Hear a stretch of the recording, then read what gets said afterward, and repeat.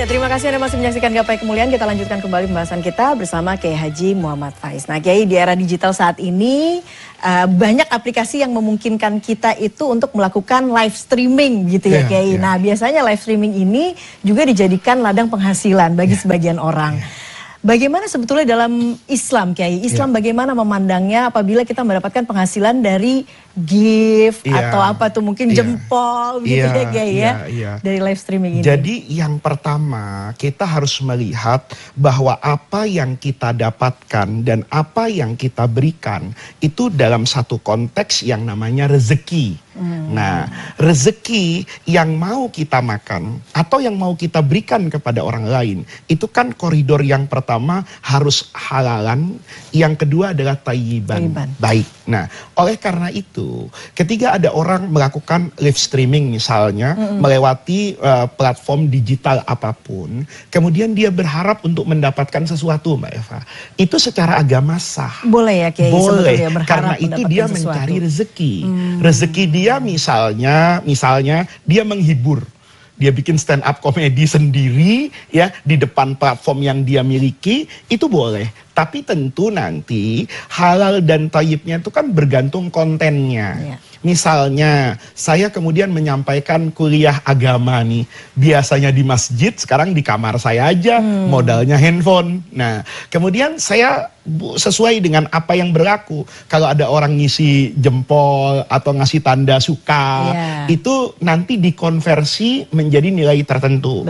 Boleh atau tidak? Ya boleh. Karena itu dalam Islam bisa dikasih baju akad hibah. Saya menghibahkan jempol saya yang bisa dikonversi menjadi harta. Bisa juga dalam konteks namanya hadiah. Nah, ini semua para pemirsa itu berlaku kaidah umum. Saya boleh nggak memberi hadiah kepada orang? Ya boleh. Selama hadiah itu dalam koridor hadiah yang benar. Saya bukan pejabat publik yang hadiah itu bisa mempengaruhi kebijakan saya.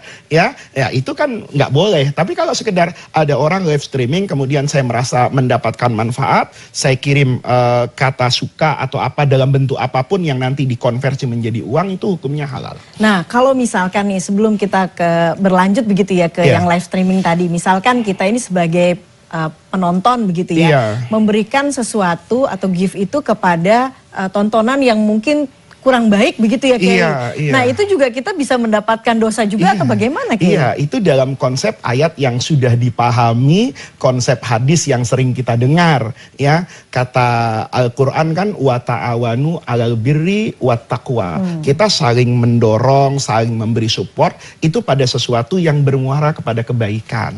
Tentu puncak kebaikan itu adalah takwa, iman dan Islam. Nah, kalau nanti ternyata kita ikut mendukung dan mengapresiasi sesuatu yang isinya tidak dibenarkan, baik menurut agama atau budaya, nilai luhur kemanusiaan, gara-gara saya sering ngirim jempol, maka platform ini menjadi eksis, maka saya menaruh saham kan. Ya, seagama itu kan lurus, Mbak Eva ya. Kata Nabi bahwa orang yang menunjukkan kepada kebaikan itu akan mendapatkan pahala dari kebaikan yang dikerjakan oleh orang yang saya berikan petunjuk.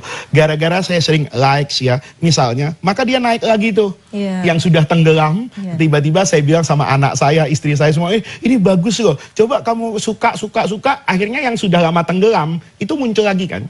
Nah, mungkin ada orang yang ketika itu sedang trending, dia nggak sempat nonton tuh.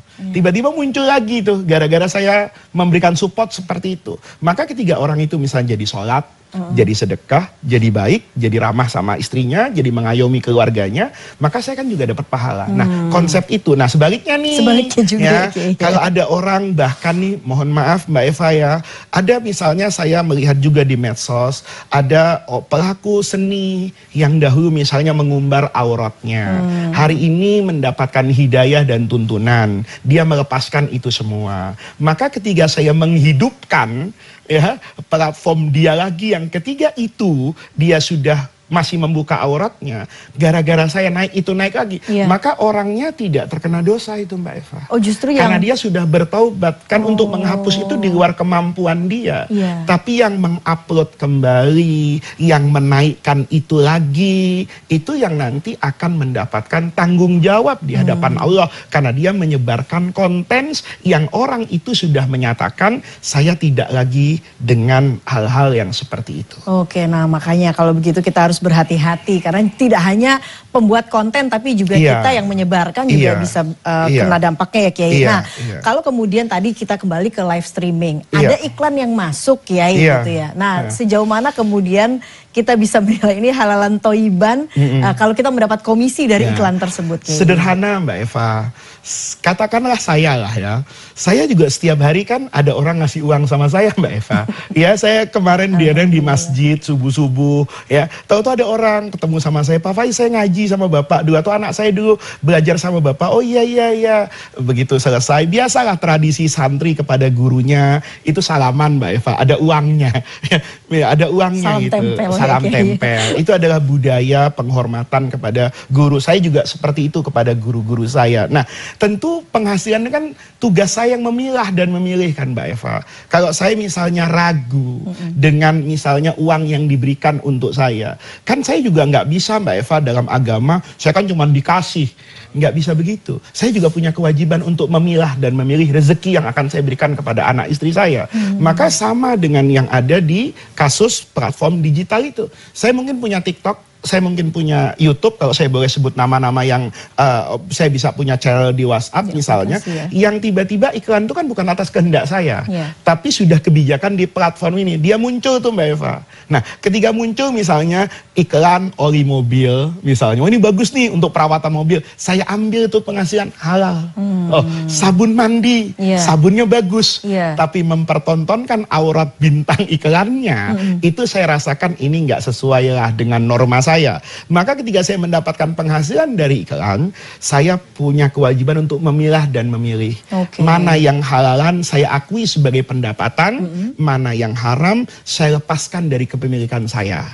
Misalnya saya sedekahkan, saya pakai bangun jalan, saya bikin untuk sarana umum. Itu sebetulnya kewajiban kita yang sudah ada guidance dalam agama. Adapun dalam bentuk iklan, dalam bentuk platform digital hari ini, itu konsepnya saja terapannya, tapi normanya ada dalam agama. Oke, nah kita masih bicara digital Kiai. Sekarang ini juga kan sedang tren game online begitu ya Kiai ya. Nah, ini bagaimana hukumnya dalam agama kalau kemudian kita mendapatkan penghasilan dari game online? Ini kita tidak bicara judi online ya Kiai ya. Kalau judi online pasti haram. Tapi ini game online, misalkan menjadi atlet e-sport begitu Kiai. Apapun main game kemudian dapat penghasilan. Nah, itu bagaimana? Yang pertama, main dan dengan tujuan hiburan itu tidak ada yang salah dalam agama. Jadi nggak boleh juga orang ketika itu baca literatur agama, main catur itu hukumnya haram. Enggak. Saya suka main catur soalnya. Bahkan saya pernah jadi juara catur dulu di SD. Gitu loh. Tapi yang menjadi haram itu Mbak Eva, saya masih ingat ketika saya dulu juara catur, pintar main catur, masih SD. Ibu saya itu kesal. Saya dicari kemana-mana, karena setiap dicari saya main catur kan. Tidak belajar, lupa waktu, bahkan dulu lupa pulang. Nah, ini yang kemudian dihukumi berbasis agama. Semakin jauh dari kebaikan dia bisa haram. Kalau masih tidak terlalu jauh mungkin dia bisa makruh gitu loh. Jadi kita para pemirsa dalam menentukan halal dan haram itu ada dua dalam agama. Ada haram lidzatihi, zatnya itu haram. Kayak kepercayaan muslim, makan daging babi itu haram. Babi itu biar disembelih, dibaca bismillah, dia tetap haram. Karena dia haram lidzatihi. Tapi ada namanya haram li'awaridihi. Dia haram bukan dari dirinya, bukan dari internal, tapi dari eksternal. Misalnya sapi, saya mencuri. Makan daging sapinya itu halal. Tapi memperoleh sapinya itu yang haram. Nah, permainan sama Mbak Eva, sebagai mainan, hiburan, ada batasnya. Tidak mengakibatkan kemadaratan, kerusakan, tidak melupakan suami dengan tanggung jawab kepada keluarganya, tidak melupakan seorang anak dari kewajiban ibadah, belajar, itu halal. Tapi kalau nanti sudah menjadi lupa waktu, lupa tanggung jawab, dalam tanda kutip, kecanduan yang tidak bisa lepas dari itu, maka dia bisa saja divonis hukumnya menjadi haram. Nah, turunannya sama Mbak Eva. Kalau saya main misalnya, kemudian saya mendapatkan gift tadi. Nah, ketika permainan itu dalam koridor halal, maka hadiahnya juga halal. Ketika itu dalam koridor makruh, menerimanya juga makruh. Ketika itu dalam koridor haram, menerimanya juga haram. Kan ada permainan yang saya juga dilapori gitu ya, berisikan tentang kekerasan seksual, mengajarkan narasi dan diksi yang tidak baik kepada generasi. Tentu ketika kita mendapatkan hadiah karena melibatkan diri dalam permainan itu, ya, itu yang pertama saya katakan pasti tidak tayyib, tidak baik. Nah, adapun halal dan haram itu akan melihat dimensi kerusakannya. Oke, baiklah. Nah, Kiai, kita masih bicara soal digital, Kiai. Iya. Umat Islam itu wajib untuk menimba ilmu. Nah, sekarang ada cara baru menimba ilmu dengan digital. Salah satunya mencari ilmu itu lewat chat GPT, Kiai. Nah, kita akan bahas, tapi kita akan jeda dulu. Jangan kemana-mana, Gapai Kemuliaan akan segera kembali sesaat lagi.